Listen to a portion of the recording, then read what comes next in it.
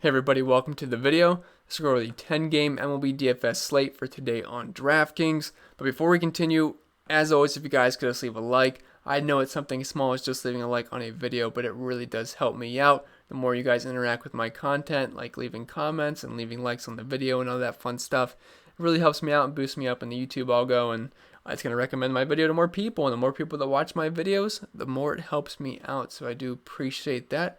And if you're new to the channel, you might as well hit that subscribe button. I'm going to be here all season long trying to help you guys become better MLB DFS players. I cover other sports as well. So if you're going to keep coming back to the channel each and every single day or each and every single week, you might as well hit that subscribe button, turn the notification bell so you don't miss out whenever I post new content. You can also follow me on social media. I'm at ChrisPennell16 on Twitter, CPen16 on IG. I don't really post fantasy stuff on IG, but if you want to see my Warzone victories on my stories every once in a while, you can feel free to follow me over on there.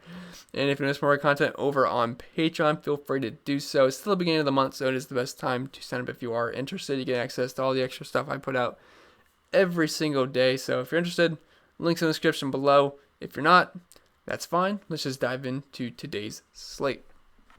I actually think the pitching is pretty strong here. We have plenty of good spend-up options. We have a lot of good options in the mid-range, which I left quite a few off because I don't want to talk about every single pitcher on this slate. But I picked a couple I liked, and then we have a complete YOLO punt in TJ Antone, which we'll talk about in a little bit. But let's start up top. We have Darvish. He comes in at 10,400, and he had a rough start in his first outing, but the second outing, he scored nearly 30 DraftKings points. I believe he got close to 90 pitches, struck out 7, only walked 1 batter. So he was on a roll, and now he gets a really good matchup versus the Royals, which we just saw Kyle Hendricks have a good outing versus, and then we also saw Alec Mills as well. Now, they had the benefit of the wind blowing in. That is not the case this game. It's blowing across, I believe, around 5 to 10 miles per hour, which is going to have a neutral effect on the game. Won't affect the bats, won't really affect the pitching, so it's going to be neutral. But Darvish in a neutral weather environment versus the Royals is good enough for me because they have a pretty soft offense to face. Only 3.72 runs against them in Vegas, one of the heaviest favorites on the slate at 65% chance for the win, and 6.5 strikeouts. And he has plenty of upside here. Now, the Royals don't strike out a ton versus right-handed pitching, but Darvish definitely has the upside. He had a 31% K rate last season versus overall 26 versus lefties and a 35% K rate versus righties. And just overall, this is a pretty good matchup. Last season, they had an 84 WRC plus, 154 ISO, 302 WOBA, and a 23% K rate. Pretty similar numbers if you just look at it just versus righties as well. So Darvish, he is expensive, but I think he's one of the safest options on the entire board. Now, we do have a course field slate, so that always does deter me from spending all the way up at pitcher, but we do have some decent mid-range to absolute punt options as well. But if you do want to save some salary off of Darvish and still spend up for an ace, you do have Mike Clevenger at 9,200. Now, he had a decent outing in his first start versus the Royals. Then versus the Twins, it was pretty rough. He gave up 3 runs in the first inning. He gave up a leadoff homer to Max Kepler. And then I believe he gave up a home run to Alex Avila in the next inning in his first at-bat. So it was a really rough day for Mike Clevenger. He gave up 4 runs and certainly did not have the start I thought he would. But he has plenty of upside here, and I do like the matchup at home versus the Cincinnati Reds. Now, don't get me wrong, they actually have some decent bats like Mike Moustakas, and Mike Clevenger does struggle a bit with lefties. We saw that in his last start where he gave up runs to Eddie Rosario and Max Kepler and Alex Avila, so he can struggle with lefties, and the Reds do have some decent lefties. You got, Shogo, Joey Votto, Mike Moustakas, Jesse Winker, and some others. But I do like the upside from Mike Clevenger. Vegas likes him as well. Only 3.86 runs against him, 7 strikeouts. If you're looking at his numbers last season, they were very, very good. Only .71 home runs per 9 innings, 34% K rate, which is the highest on the slate, 3.09 xFIP. And the Reds, they got some decent bats, but I think Clevenger can overpower it. We saw Shane Bieber last night look pretty good. So I like Clevenger at home here. And then if you're looking for some mid-range options, keep in mind I'm an Indians fan, so maybe I'm a little bit biased, but I still like Clevenger. And then going down to the mid-range, we have Lance McCullers. He comes in at 8,300. Had a pretty good first start. Then in his second start, he struggled versus the Angels without even with Mike Trout in the lineup. But he's still got some good stuff. He definitely has strikeout upside. Now, he does struggle with walks. He has given up 7 walks to start the season and 2 starts. But Only 4.34 runs against them, 6 strikeouts, 57% chance for the win. And the D-backs have been one of the worst offenses to start the season. The Indians have been really, really bad, only 2.5 runs per game. And the Cardinals.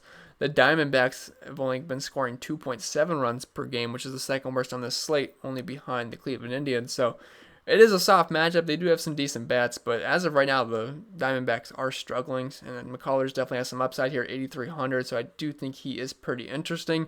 And pitch count won't be an issue for McCullers either. Then Ross Stripling, another guy that won't have any pitch count issues. He comes in at 7,800. He's thrown 96 or 92 pitches and then 86. He had a fantastic first start versus the San Francisco Giants where he scored nearly 30 fantasy points. Struggled in his last one versus the Diamondbacks, but this is a pretty good matchup versus the San Diego Padres. Now, don't get me wrong. They have some good bats. You got Trent Grisham, you got Manny Machado, Fernando Tatis, and some other guys.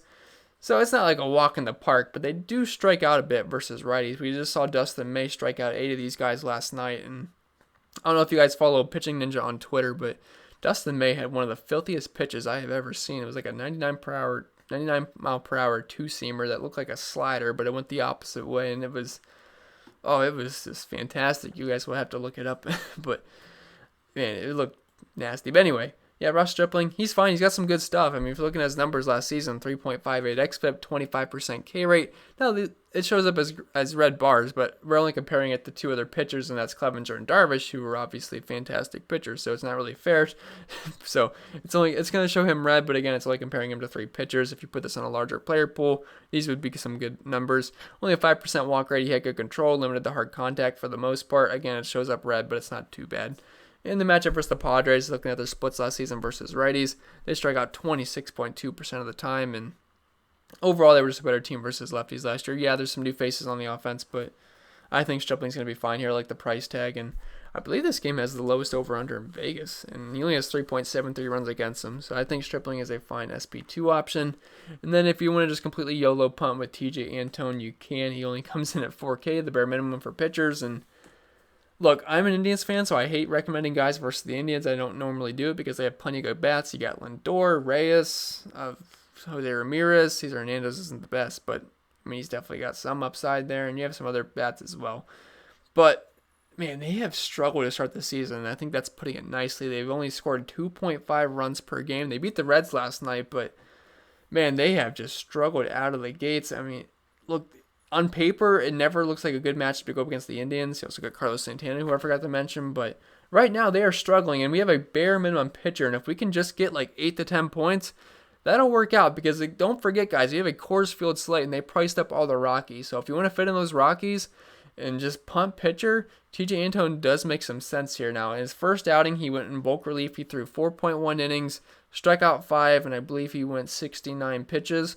So I think we're going to see anywhere from like 75 to 85 here, which as long as he doesn't get shelled. If he gets shelled, he'll get pulled early. But at 4K, you don't have to do much to hit value here. I mean, he only has 4.14 runs against him. I thought it would be a little bit higher in Vegas, but they've struggled to start this season, and you can't really ignore that. And we have a bare minimum price on a pitcher that has the potential to go around 5 innings. He went 4.1 in bulk relief versus the Cubs, and the Cubs have been a much better team than the Indians so far, just batting-wise. So I don't hate Antone as just a YOLO punt pitcher, and you can fit in the Blackmons, the Yastrzemskis, the Dickersons, all the guys in Coors Field. You guys, Story, Arenado, all those guys. So he is purely just a guy to plug in if you want all those Coors bats.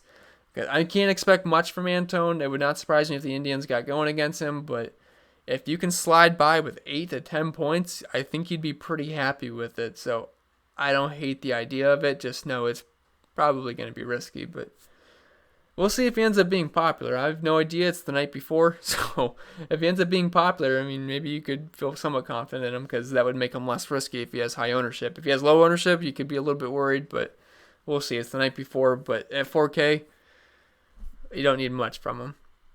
But at that point, I think we can just move on to the batters now. We have plenty of good options on today's slate. And we'll start with catcher. As always, we have Wilson Contreras. He comes in at 4,800 going up against Chris Bubic. Bubic wasn't awful in his first start, but I wouldn't say he was that great either. And I like all the righties for the Cubs here. Contreras absolutely crushes left-handed pitching. 307 ISO versus them last season. A 320 batting average. 161 WRC+. Just great numbers all around. The Cubs have a 5.28 implied team total. If you got the dough for him, I think he's fine. You can also look at Mitch Garver, but I want to list 5 catchers here because that just seems a little bit overkill on catchers. But if you're stacking the Twins, which I'll talk about in a little bit, I think they make a nice value stack. Mitch Garver is eligible as well. I just prefer him versus lefties. Then we have Chadwick Tromp. If he makes the lineup, he's 3,400. And again, we're in Coors Field, and he's got a fun name. That's exactly what I put on my cheat sheet the one day. I believe it was 2 days ago, and he homered. I said, look, we're in Coors Field, and this guy's name is something else.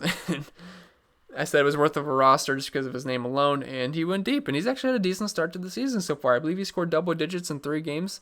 So if you want just Coors Field bat, I don't mind it. Now, John Gray is not the worst pitcher in the world. We just saw Germán Marquez just absolutely mow down the Giants lineup. But again, it's Coors Field, and John Gray doesn't scare me too much. There's some times where I actually like playing John Gray, but I just trust Coors Field to pop off here. So I don't mind anyone from the Giants or the Rockies.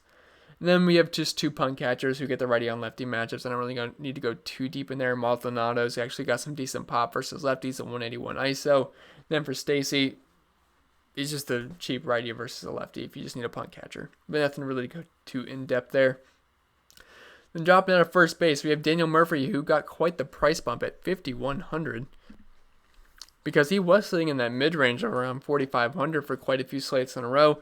Now he's priced all the way up. So it's just tough to pay 5,100 for Daniel Murphy because he's not a guy I really expect to hit homers. I know I believe it was Sunday, he went off, but he's more of just a contact hitter where you're probably going to get, 7 to 12 points, depending if he gets some RBIs. But he's hitting in the middle of the order, so obviously there's plenty of RBI opportunities and run opportunities because the Rockies, once again, have the highest team total in the slate. It's at 7. They're going up against Logan Webb. He actually gave up more power to righties last season, but everybody on the slate for the Rockies is in play here.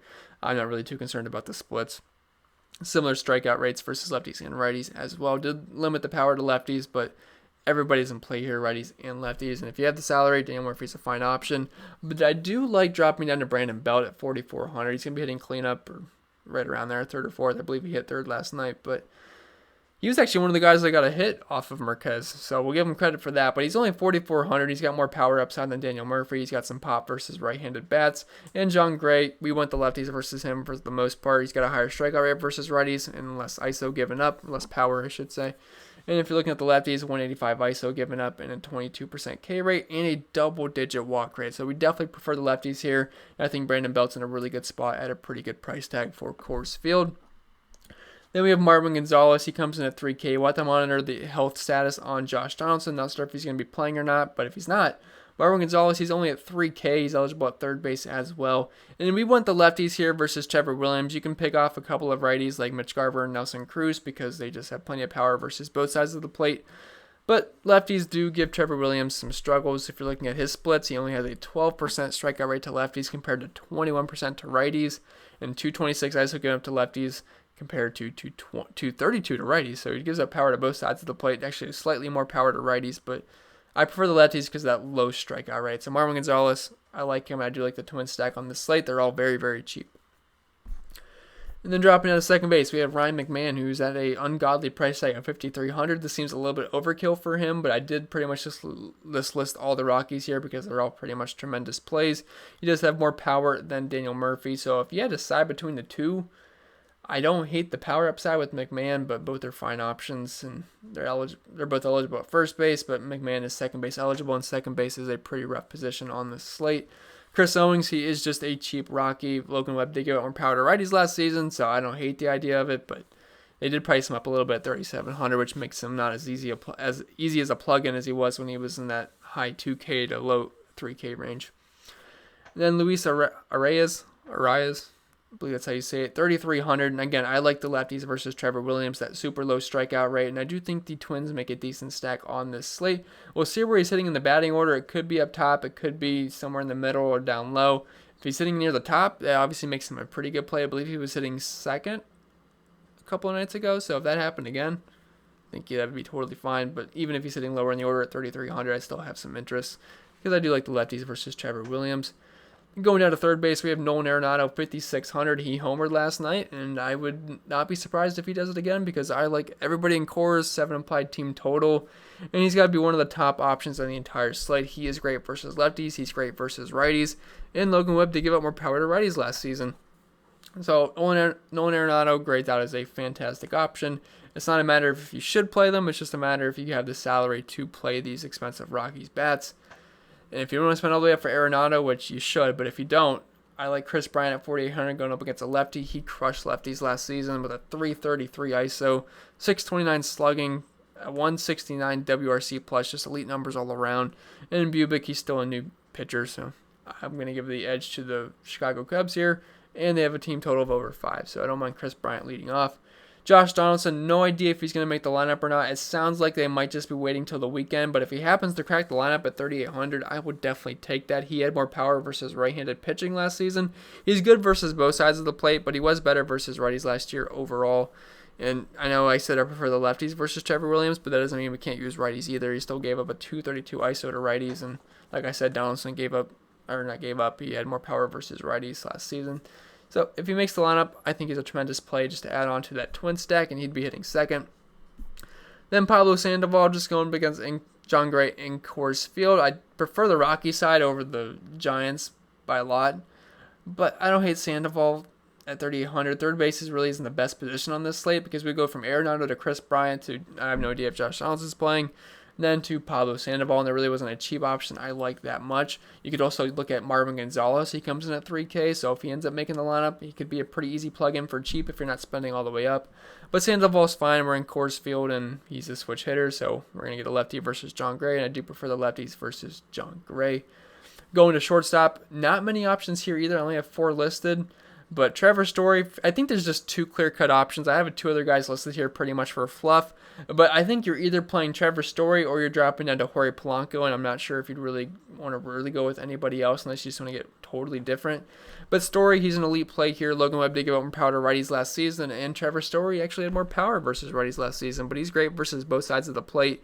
He's pretty much the same exact play as Nolan Arenado, but if I had to pick between the two, I'd go with Arenado, because I could also then just play Jorge Polanco at shortstop. But both are fine options. But speaking of Jorge Polanco, I like the lefties versus Trevor Williams, that low strikeout rate. And Polanco, he's a high contact hitter. If you're looking at his splits versus righties, he only struck out 14% of the time versus them last season. Over a 200 ISO, 133 WRC plus, over a 300 batting average. This Twins team total seems lower than it should be, and I like attacking them on this slate. So definitely like the Twins, and I like these price tags we're getting on them. And the next 2 are just kind of fluff pieces, but Crawford's Coors Field, you get the lefty on righty matchup versus John Gray. I already talked about how I prefer lefties versus Gray. David Fletcher, he homered last night. He's going to be leading off versus the lefty and Marco Gonzalez. They have a team total of around 5, which I thought would be a little bit higher, but either way. But if you're looking at his splits last season, the one thing that catches my eye with David Fletcher is that he has an insane 5% strikeout rate versus lefties. 5%, so we're almost getting guaranteed contact. I mean, that's a 94.6% contact rate versus left-handed pitching. I'll take that at 3,700. Should be leading off. 276 batting average versus lefties last season. I don't hate it. Now going to the outfield, we have plenty of good spend-up options here. Not as many not many like 2K options. I don't even have a 2K option listed here. But we'll start up top. Mike Trout, 6,200. Pretty much a top play on the slate no matter who he's going up against. He homered last night, and then he also had the new baby narrative, so that absolutely crushed that. I think he only scored 16 points, so he didn't do too much. I think he only got a walk after the homer. But if you have the salary for Mike Trout, obviously a fantastic play. Now, the one thing I will say about Trout, he has better splits versus righties than he does lefties. But that's not to say his splits versus lefties are bad by any mean. He still has a 161 WRC plus, 294 ISO, 48 WOBA. If you're using a bunch of Angels, I think that makes sense. But as a one-off, I'd prefer going with Blackmon just because we're in Coors Field. But Trout's obviously a fine play no matter who he's going up against. And speaking of Coors Field, we have Charlie Blackmon, and we actually have 3 Coors Field bats in a row. But Charlie Blackmon's going to be one of the top plays on the slate. It's just a matter if you can afford him. Like I said, Wood did give up more power to righties last season, but I don't really care who he's going up against. Everybody in the Rockies is in play here, especially Charlie Blackmon going up against a righty in Coors Field. Has excellent numbers versus them. Looking at his splits, I don't even think I really need to tell you guys, but elite numbers all around in here. 320 batting average, 15% K rate. Yeah, Blackmon's an elite play. He's just very expensive. And the next guy, I don't expect many people to have any ownership on him because everyone's going to be trying to play Blackmon. Everyone's going to try to plug in David Dahl. So I can't see Yastrzemski, a guy on the Giants, to have much ownership because people are not going to be just dying to play the Giants after them striking out so many times versus Marquez last night. But he's obviously a fine option. He's got great splits versus righties. I prefer the lefties versus John Gray. Again, you don't have to go too in-depth with this analysis here. It's Coors Field. I mean, everyone's a great option in Coors. David Dahl, same thing, similar play to Charlie Blackmon. He's kind of like the light version to Blackmon, as is Alex Dickerson is the light version to Yastrzemski. So I view them as the 1B options to the 1A options, and Blackmon is in Yastrzemski. But David Dahl's got great numbers versus righties. I don't need to go explain that every single time. You get it. Coors Field, guys. Nelson Cruz. I prefer the lefties versus Trevor Williams, but if you are stacking the Twins, you can 100% not leave off Nelson Cruz. He is one of the best hitters in baseball. He just seems to get better with age, and he just crushes lefties. He crushes righties. He does it all, and he's hitting in the third spot, and he's below 5K. I like the Twins on this slate. I do not leave Nelson Cruz off of Twin stacks. If you just want to one-off some of the lefties, totally get it. But if you're full stack in Twins, don't leave off Cruz, because the guy can get 52 fantasy points. We saw that earlier this season, I believe 2 weeks ago. So, yes, Nelson Cruz is a fine option. He has better splits versus lefties, but he's got great numbers versus righties too. So, definitely like Nelson Cruz. Dickerson, like I said, he's kind of like David Dahl, where he's the 1B to the 1A in Yastrzemski and Charlie Blackmon. So, he's fine. He's got good splits versus righties. I prefer the lefties versus John Gray. We're in Coors Field. It's as simple as that. But I will say my favorite play on the slate, you guys know I love Max Kepler. I'm going to name Max Kepler my favorite play on the slate. He's going to be leading off here. He's 4,100. Like I said, Williams sucks versus lefties. High ISO, very low strikeout rate. Kepler is not a strikeout kind of guy. He makes a lot of contact. If you're looking at his splits versus righties last season, he only had a 17% K rate, 281 ISO, 118 WRC plus, 517 slugging. You got to like Max Kepler here. I think the Twins are in a good spot, and a leadoff homer I think is definitely in the cards for Kepler. So absolutely love him. Also like his teammate Eddie Rosario. He's pretty much the same exact play as Kepler. Kepler had more power last season versus righties, but pretty much a similar play. And it's pretty easy to stack the Twins because you got the shortstop in Polanco. Then you got the 3 outfielders, which are decently priced. You got Cruz, 49, Rosario at 4,000, then Kepler at 4,100. Then you can plug in their third baseman in Marvin or Josh Donaldson, and then you can plug their second baseman as Luis Arias. You know, some teams aren't as easy to stack because they're listed at the same position, but it's pretty easy to stack the Twins. And I do think they make a decent stack on this slate. So Rosario, Kepler, pretty much similar plays, but I'll plant my flag on Kepler, and I think I'm going to make him the thumbnail for this video. Then we have Matt Kemp. It's Coors Field, guys. You guys get the idea. Webb actually gave up more power to righties last season. Kemp's numbers last year versus righties weren't good, but it wasn't as much of a sample size. And I like everybody in Coors Field here. So Matt Kemp at 4K, he's fine. Justin Upton, he got scratched last night, didn't make the lineup, but should be batting cleanup here going with Marco Gonzalez. Now he had better splits versus righties last season than lefties, but I still like the price tag, and I think the Angels are a decent late night target. So I don't mind Justin Upton. He's cheap, and he's got some decent pop. Then Steven Souza Jr., he comes in at 3K, and he's got some decent splits versus lefties going up against Chris Bubic, the new pitcher. I only put him on here because I was lacking any just complete punt options in the outfield. I usually have one for you guys. So Souza going up against the lefty. I don't hate it, but I also don't love it either. But I think that's going to be it for the video, guys. I tried to go through that pretty quickly. I think you guys would probably prefer that. So hope this video was helpful. If it was, remember to leave a like. If you're new to the channel, hit that subscribe button. Really helps me out. Really appreciate it. If you want to see more content over on Patreon, feel free to do so. Follow me on social media. And yeah, I think that's pretty much it. We got NASCAR coming up in a couple of days. So we have that to look forward to. If you guys haven't checked those out, it's kind of like my thing I do on YouTube is the NASCAR stuff. That's my most popular stuff. So check it out if you haven't already. I think that's going to be it. I hope you guys enjoy your Wednesday. And hopefully your stacks hit the ball.